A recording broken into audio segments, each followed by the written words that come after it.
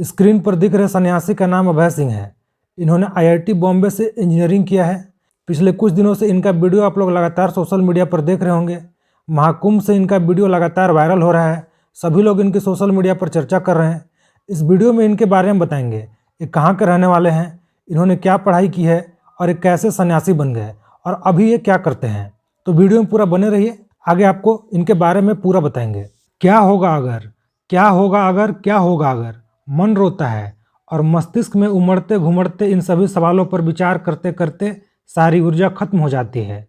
पक्षी पिंजरे की खिड़की से देखता है, किसी के स्वयं से मुक्त होने का इंतजार करता है, किसी के स्वयं से मुक्त होने का इंतजार करता है। ज्ञान और दर्शन की ये बातें उसी संत के हैं जिसने आईआईटी मुंबई से एरोस्पेस इंजीनियरिंग की डिग्री लेने के बाद साइंस लैब ज्वाइन करने के बजाय संतई, फक्कड़पन और वैराग्य को ज्वाइन कर लिया है। आज ये संत महाकुंभ में प्रयागराज के संगम के तट पर भटकते फिरते हैं, जीवन की डोर को सुलझाने की कोशिश करते हैं। अभी सोशल मीडिया पर इनका एक इंटरव्यू वायरल हो रहा है। जब लोगों ने जाना कि जिस आईआईटी में एडमिशन लेने के लिए कंपटीशन की पराकाष्ठा है, वहां से ग्रेजुएट एक युवा करोड़ों के पैकेज, कॉरपोरेट का आकर्षण छोड़कर सन्यासी बन गया, तो सभी लोग चौंक गए। इस सन्यासी का सबसे बड़ा आकर्षण है इसकी जीवन यात्रा। न्यूज 18 से इंटरव्यू में जब इनसे पूछा गया कि आईआईटी से पढ़ने के बाद इस अवस्था को कैसे प्राप्त हुए, तो बालकों की तरह मुस्कुराए और बोले, ये अवस्था तो सबसे बेस्ट अवस्था है, और उसके बाद हंसने लगे। इस अवस्था में कैसे प्राप्त हुए? ये अवस्था तो सबसे बेस्ट अवस्था है। ज्ञान के पीछे चलते जाओ, कहाँ जाओगे, अंतिम में यहीं पर आओगे। जब इनसे पूछा गया कि आप इतना हंसते क्यों हैं, तो अपनी खिलखिलाती हंसी का रहस्य भी उन्होंने दार्शनिक अंदाज में बताया। कहा, क्या करें, दुनिया का कभी भी अंत हो सकता है, हंसते हंसते मरूंगा मैं। नहीं हंसे तो एकदम से लगेगा मैं तो बिजी था। भगवान से कहना पड़ेगा, रुको रुको, टाइम को रोको, मौत को रोको। जरूरी नहीं है हंसना, पर हंसना ब्लिसफुल स्टेट होता है। जब कुंभ में इनसे नाम पूछा गया तो उन्होंने अपने उत्तर से सबको चकित कर दिया। उन्होंने बोला, कौन सा वाला नाम, मेरे बहुत सारे नाम हैं, मसानी गोरख, बटुक भैरव, राघव, माधव, सर्वेश्वरी, जगदीश्वरी, जगदीश। हालांकि वे ये भी कहते हैं कि वे स्वयं को संत नहीं मानते हैं। इसकी वजह भी अभय सिंह खुद बताते हैं। कुंभ में एक इंटरव्यू में उन्होंने कहा, संत या साधु कहना विवाद पैदा करता है। फिर लोग पूछते हैं, तुमने दीक्षा किससे ली, संन्यास किससे लिया। अपनी आईआईटी की यात्रा के बारे में बताते हुए बोलते हैं, मैं हरियाणा के एक छोटे से शहर झज्जर का रहने वाला हूँ। 12वीं तक तो आईआईटी का नाम भी नहीं सुना था। फिर स्कूल में कोचिंग के बारे में पता चला। 1 साल ड्रॉप करके दिल्ली आया, सिलेक्शन हो गया, माइंड तो शार्प था ही। हरियाणा के झज्जर का लड़का जेईई एंट्रेंस में 731वीं रैंक लाकर पास हुआ।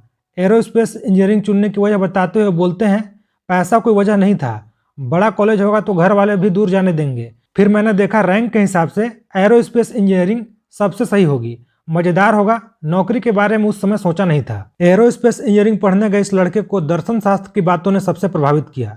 आड़ी तिरछी लकीरों, डिजाइनिंग में इन्हें शुरू से रुचि थी। अभय सिंह ने आईआईटी में एरोस्पेस इंजीनियरिंग करने के बाद इसकी भी पढ़ाई की। आगे की यात्रा के बारे में बताते हैं, आईआईटी के बाद मेरे सामने सवाल था कि लाइफ में अब क्या करना है। इसी का जवाब ढूंढने के लिए मैं फिलॉसफी पढ़ रहा था।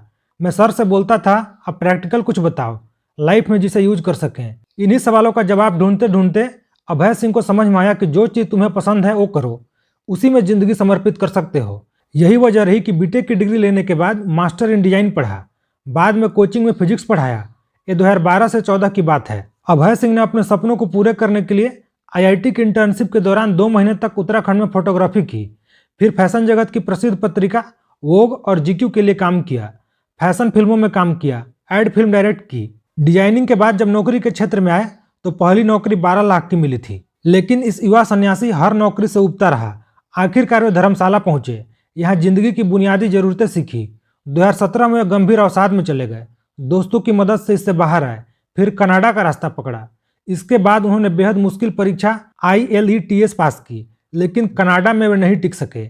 इसके बाद कोविड आ गया। इसकी वजह वे खुद बताते हैं, कोविड की वजह से जिंदगी और टेंस हो गई। मैंने मेडिटेशन किया, मेरे अंदर कई सवाल पनपने लगे, जैसे मेरे अंदर शक्तियां क्यों नहीं आ रही। मुझे पता था मैं कर सकता हूँ, पर कर नहीं पा रहा हूँ। मैं इनके बारे में लगातार सवाल पढ़ रहा था और जवाब ढूंढने की कोशिश कर रहा था। इसके बाद 2021 में अभय सिंह ने वापस कनाडा से इंडिया की टिकट पकड़ी। इस सन्यासी के अनुसार इनके घर में अशांति थी, कलह होता था। वे बताते हैं कि मानसिक तनाव की अवस्था में इंसान 3 चीजें करता है, फाइट, फ्लाइट या फ्रीज। मैं फ्रीज वाली स्थिति में चला गया था, लेकिन मैं इस अवस्था में रहना नहीं चाहता था। अभय सिंह बताते हैं कि मेरे स्वभाव के कारण मेरे माता पिता से टकराव हुआ। उन्होंने कहा, कई बार घर वाले पुलिस बुला लेते थे और कहते थे इसे ले जाओ। अच्छा हुआ मैं इससे बाहर निकल गया। वे अपने वीडियो में इसे पेरेंटल ट्रैप कहते हैं। वे कहते हैं कि माता पिता भगवान नहीं हैं, उन्हें भी भगवान ने बनाया है। सतयुग वाला कंसेप्ट कलयुग में प्रयोग नहीं हो सकता है। वे बोलते हैं कि जब माँ बाप अहंकार और स्वार्थ से युक्त होकर अपने आप को स्वयं भगवान मान लेते हैं, तभी नरसिम्हा भगवान आकर उनके अहंकार का विनाश करते हैं। न्यूज़ 18 को दिए इंटरव्यू में उन्होंने यह भी बोला कि IIT मुंबई में पढ़ाई के दौरान उनकी गर्लफ्रेंड भी रही थी और ये बिल्कुल स्वाभाविक बात है। वे बताते हैं कि जीवन में कई मौके आए जब लगता कि मेरी मृत्यु हो जाएगी, लेकिन तभी लगा कि हो जाएगी तो हो जाएगी। इसके बाद मुझे मन से परे दिखने लगा। ये उनके लिए जागृति का समय था। इसके बाद मैंने विष्णु स्तुति सुनना शुरू कर दिया, एक तारा बजाना शुरू कर दिया। अभय सिंह के इंस्टाग्राम अकाउंट पर कई रील हैं। वे अपने रील में बताते हैं कि सदगुरु के पास गया था, 9 महीने सदगुरु के आश्रम में रहा।